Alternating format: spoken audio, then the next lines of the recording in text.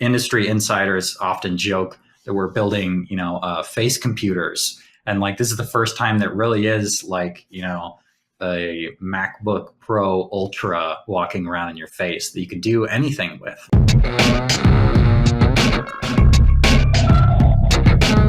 That was Sterling Crispin. I'm Eli Scheinman, and welcome to Proof Artist Profiles. Sterling's an amazing human. He's an engineer, he's an artist, and he's one of the contributors to Apple's new Vision Pro.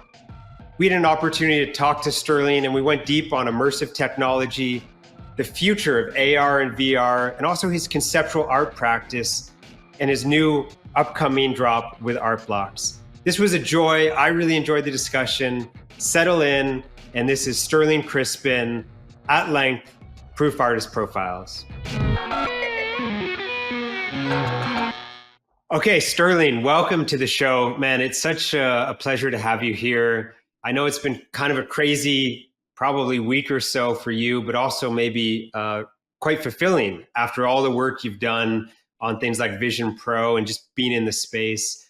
But, I thought it'd be fun to start. Let's go pretty far back in your origin story. I found it fascinating that you have a Master's of Science in Multimedia Engineering and a Master of Fine Art, which tells me that this combination of engineering and artistic practice has always been a part of you. Can you talk about that a little bit? Yeah, sure. I mean, I started writing code in high school and really got into digital art through, games like Quake 2 and Counter-Strike, and, thought maybe I'd go to school for, game design and that kind of thing, but steered away from that and, just focused on fine art. And at one point after my BFA, I read all of Ray Kurzweil's books about the singularity and, the accelerating pace of technology, and that we were going to merge with machines one day. And I was like, oh my God, like this is what I want to do with my life. And I looked through grad programs, and UC Santa Barbara has this amazing program called Media Art and Technology. That's, it's a computer engineering degree for visual art and, VR and audio engineering. And they have these amazing facilities there. There's this thing called the Allosphere in the California Nanotechnology Institute. And it's a 3-story tall metal sphere that you can walk in, like 20 people can walk into. So imagine a planetarium that's a full sphere with, 3D glasses and projections and stuff. And I was working with that in like 2012. And that was kind of my entry point into the whole AR VR space. And it's been a ride since. Amazing. And is it true you grew up in or were born in Hawaii? And the reason I ask is there's this through line, I think, through much of your work around this tension, perhaps, or this theme around computational beauty of nature. I've spent time in Hawaii. I lived there for some time. Is that theme informed by perhaps those early years in Hawaii or not at all? Yeah, totally. I mean, I think you hit the nail on the head. Hawaii is like such a beautiful, special, kind of magical place on the world. And, growing up there as a child, it's like, oh, the whole world must be like this. It's all like this, and it's so lush there. Definitely a big part of the way that I see the world, just the reverence for nature. And were you atypical in that, maybe your friends were out on the beach surfing or hiking and you were in front of the computer, or did you blend those pretty well in the early days? No, I got into nature quite a bit as a kid. We didn't get a computer until, I was, 15 or something. So I got a decent amount of time out in nature. We used to go camping a lot on the rainforest side of the island and, look up and see the Milky Way and everything. Epic. But let's unpack that a little bit more, Sterling. That theme of computational beauty of nature. Maybe a decent place to use as an entry point for that theme is your first Art Blocks long-form generative project, Neophyte. Can you talk to me a little bit about that and the relationship back to that primary theme? Yeah. So I wrote an early version of this project for the Allosphere that I just mentioned, that immersive sphere that you can walk into. And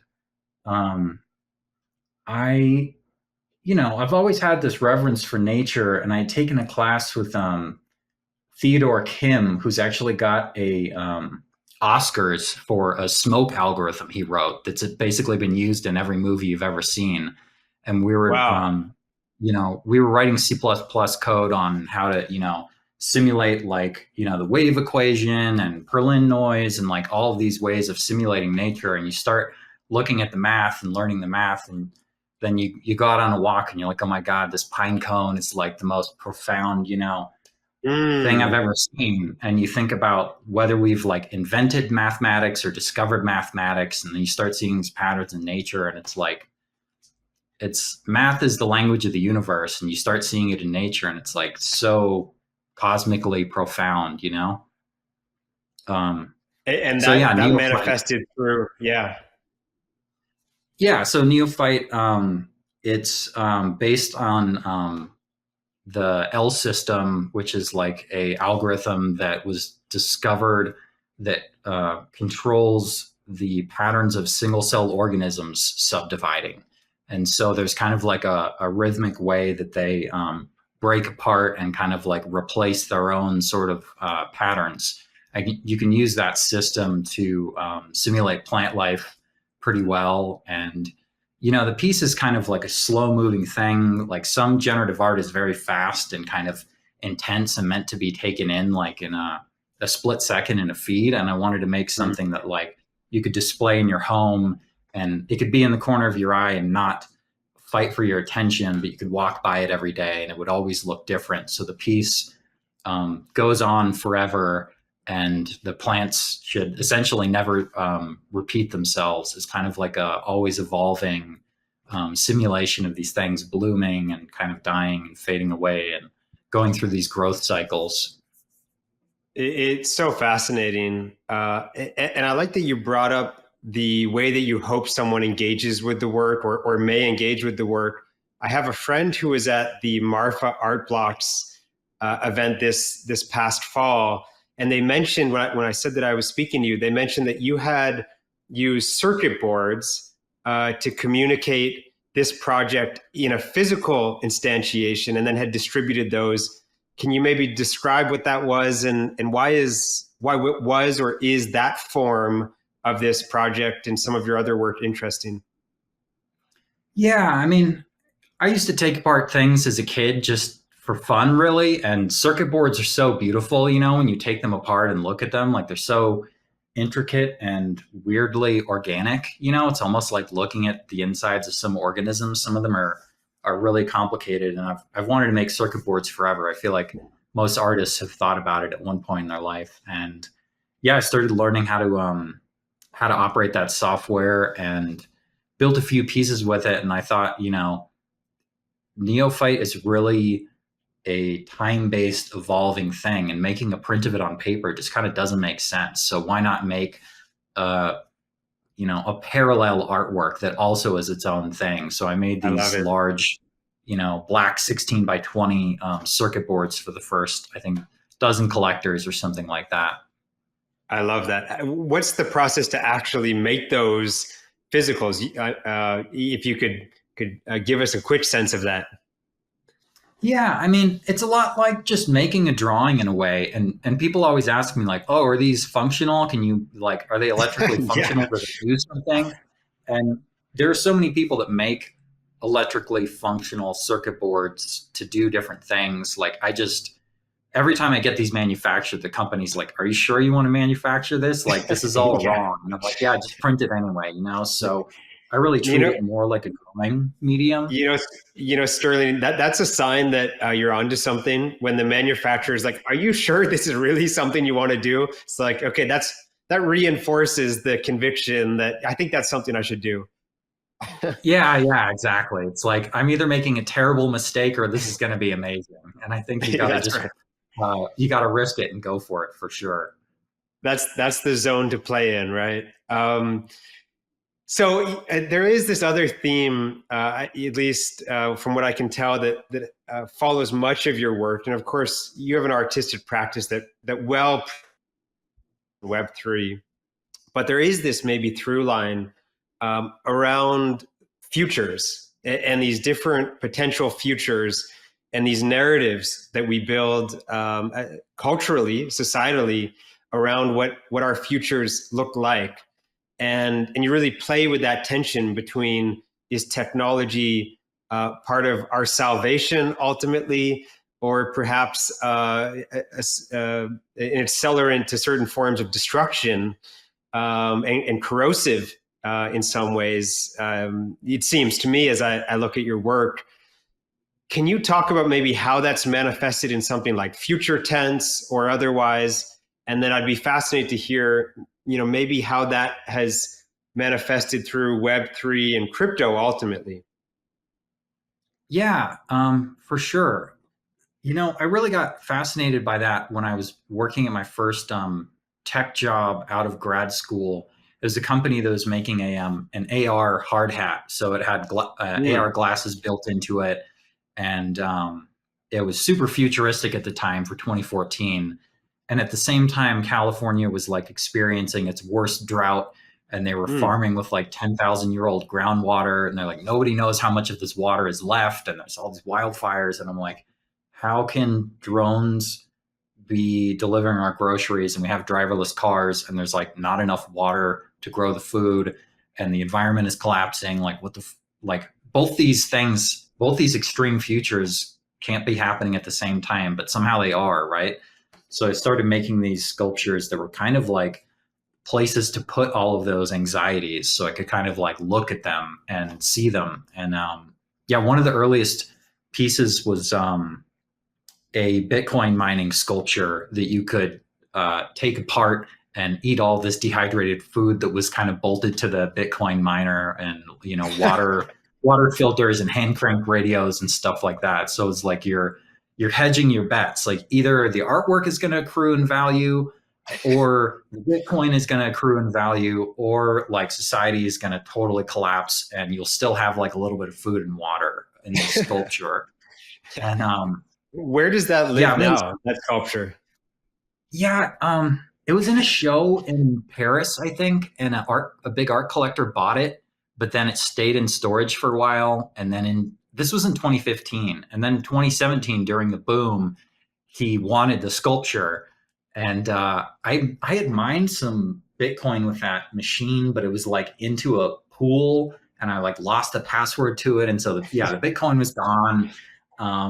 Yeah, there's a long story, and I think if I had taken the money from the sale of the sculpture and bought Bitcoin with it, like I can't remember what it'd be worth now, but I try to forget what that value was. Sure. So Sterling, obviously, Bitcoin and these themes around the financialization of your work and broadly the financial system has been a theme of your work for some time, going all the way back to 2015, as you said. Where did NFTs come into the mix ultimately for you? Yeah. So yeah, I've thought about, speculative finance and all these visions of narratives of the future for a while, like you were saying. And I think I saw NFTs originally. I've done a bunch of machine learning work and was following machine learning artists, and they were super early to super rare. I was like, oh, this is cool that these machine learning artists can make like $20 on their generative pictures. That's cool, but like I got to make some art world money, And then this art writer, Kenny Shader, that I follow, started talking about it, and I was like, whoa, Kenny's talking about it. Like, what's going on? And that was like a month before Beeple's big drop, so I kind of like caught in a whiff of it before then. And having been indoctrinated so much into the fine art world, I really think about things in terms of like form and content. So like if you want to say something, what medium is best to say it in, and like what can that medium say that no other medium can say, right? So the first 7 NFTs that I made are all kind of conceptual artworks about like, okay, where does the value lie? Is it the picture? Is it the token? Is it the idea that those both represent? Like how do transactions themselves become a medium? Like what about the financialization of it? So they were all kind of asking these like self-reflective questions. And, I've written smart contracts since then that kind of more directly embody that. And, I consider myself a conceptual artist in a lot of ways. So I just let my curiosity take me to these different places. And do you have a perspective? Is crypto ultimately part of a salvation story or otherwise? Yeah, I mean, I think it's definitely a good hedge against the, traditional financial markets for sure. I think crypto gets a bad rap that it's like hyper capitalist, but at the end of the day, it's programmable money, so any arbitrary economic system can be organized. So I think that's really exciting. I mean, I think that the overall macro trend of, digital objects being valuable is not going away. And, crypto being a way to represent that value makes tons of sense. And like, if you look at Sam Altman's WorldCoin, seems a little weird at first, but then you think about, proof of humanity being a major requirement as we go into the future. Yeah. Just there's so many things. Yeah. So, Sterling, let's talk about the way that this all folds into ultimately what was sort of most uh, sort of top of mind and newsworthy in the last week or so, which was the Apple release of Vision Pro. Um, you had a great tweet describing your contributions over a big portion of your career. Tell us a little bit of the background. How did you find yourself at Apple? I know you'd been doing that work previously, but we'd just love to hear that origin story. And then let's talk about sort of how art and other things fit into these worlds. But just a little background would be amazing. Yeah, sure. So, like I said, I spent my whole, professional career working in AR and VR and touched a lot of topics from, industrial use cases to, making like fun painting apps to designing operating systems and, got recruited actually onto that neuroscience team kind of at the intersection of, neuroscience research and immersive media. And, what they built is amazing. I think the whole industry was basically waiting for something like that. Like industry insiders often joke that we're building, face computers. And like, this is the first time that really is like, a MacBook Pro Ultra walking around in your face that you could do anything with, right? Um, Yeah. and yeah, it opens up a lot of possibilities for the future. I think that everyone's kind of been waiting for this moment, and I can't wait to get my own. I can't wait for other people to try it. It's really like one of the most incredible objects I've ever seen. It's like the Sistine Chapel of consumer electronics. I mean, it was quite impressive. And like, again, there were these two narratives in response. This is sort of part of a future that's exciting. And then, of course, you hear the alternative, which is this is dystopian and otherwise. I fall into the first camp where I can see a future where a version of this, probably a smaller form factor over time, is very additive to our experience and our existence. I'm curious, Sterling, during your time there, you spent what I believe is the bulk of your efforts around sort of predicting based on biometrics and using machine learning what people were cognitively trying to accomplish or their psychological state. There's so many dimensions of that we could unpack. I'm actually curious because technically it's fascinating, but from a conceptual artist perspective, are there dimensions of that get your gears turning in terms of ways of exploring what that means? Yeah, that's a really good question. I think that if you think about, the macro trend of society, like we really already are cyborgs, right? Like we spend so much time with our devices, we like store our memories there, we, get our opinions augmented through them. We use them to, they're fundamental parts of who we are in a lot of ways. And I think that you can imagine like everyone's kind of in these little macro bubbles of their own realities. Like what I see in my feed isn't necessarily what you see in your feed. You could imagine like a deep future with some other product perhaps that's like helping you become the best version of yourself possible by like understanding how you your mood and how it changes through the day, and maybe like what types of things you most respond to. I mean, this isn't about their product in general, just like macro society scale.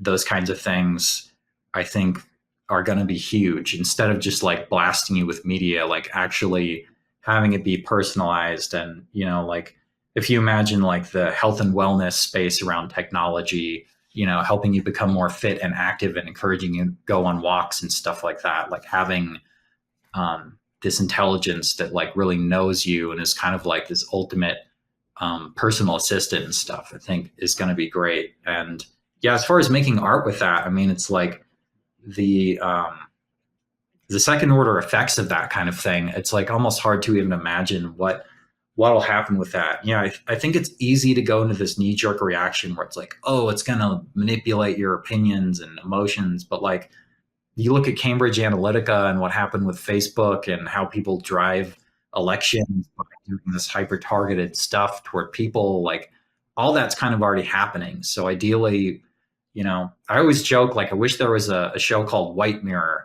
that just went into like really amazing things we could do with the same technology, because it's like, it's so easy to sell fear. Much easier than selling the optimistic futures of some of this technology. I'm curious, Sterling, from an artist perspective, what would your advice be? How should artists be thinking about immersive technology, both from the creator perspective, how to use it to create, but also from the collector perspective, how to create work that gets consumed and engaged with in new ways? Yeah, that's a good question. I mean, I think that the platforms are really just becoming the way that people are going to consume all media. So in a way, you can just kind of keep doing what you're doing and follow your passions, and like they will just converge with this technology. As far as like collectors and even businesses, like there's a whole push for this thing called WebXR, which is, if you imagine a website that's on your phone or your computer, they display in different ways. There's code that'll allow you to, the headset knows you're looking, the website knows you're looking at it in a headset, and it responds and represents itself in different ways. So just thinking about like how the work you're already making could be represented in different mediums. And I think artists are used to doing that, right? It's like, oh, how does my work look like in a thumbnail in a feed? What does it look like full screen? What does it look like in a gallery? And this is like one more way that can be instantiated. And like, even now, like there are not a lot of people with these headsets. So if you're making like exclusive headset work, like that's definitely exciting. And there are new possibilities there. But I think like it's an interesting challenge to figure out how to, work across all these different platforms and still get it something compelling, if that makes sense. Yeah, absolutely. From my perspective, there's two dimensions on the digital art side that are especially interesting, and would love to kick it back to you to hear what you think. The first is the viewing experience, meaning, at the moment, display technology is suboptimal for viewing NFTs or digital art you may own. Physicals are an option, but there's friction there for sure. And in many cases, if of course the work is animated, precludes physicals from doing it justice. So there's that side. There's the viewing experience that maybe I wonder if this is part of a killer feature of immersive technology. The other is going back to your description around the sort of feedback loops that some of this technology allows for or permits. And that's on the dynamic NFT side of things, where people like Transient Labs and us in some respects at Proof and others are connecting digital art to things, other data sets is the best way to say it really, whether that's time or price of a cryptocurrency, but one could imagine also biometrics and other data sets feeding in to what is ultimately an artwork that provides feedback about those dimensions. I'm curious, any thoughts on either what it means for viewing NFTs, or two, how this feedback loop with dynamic NFTs maybe is unlocked in these worlds? Yeah. So from a viewing point of view, I mean, this tech is very quickly going to become higher resolution than our eyes can see, and physically realistic audio. So it's going to be like the best way to consume like any digital medium very, very quickly. From the interactive side, I mean, hypothetically, you can really represent almost anything, like doing 3D renderings. And I think like a lot of the reason why artists are attracted to making 3D art is that like you kind of have an infinite budget. If you wanted to make a sculpture of like some of the work Beeple is doing, it's like, oh, you'd have to have like $100 million to fabricate something like that in reality. And he can crank out an image of this in 10 minutes. And now with Midjourney, you just like type in whatever you can imagine, and all of that is converging on 3D graphics, where you really will be able to kind of have this ultimate machine for your imagination, where you put this thing on and you start asking for things and they just show up in front of you like as real as you can imagine. I mean, it's going to be like deeply psychedelic is really the only way I can describe it.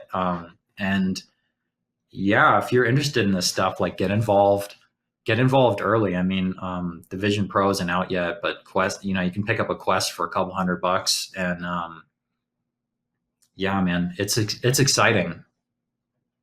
Yeah, and just to quickly double click, Sterling, into that point you made, it also, in some respects, empowers a new class of creator that is maybe interesting to think through as well.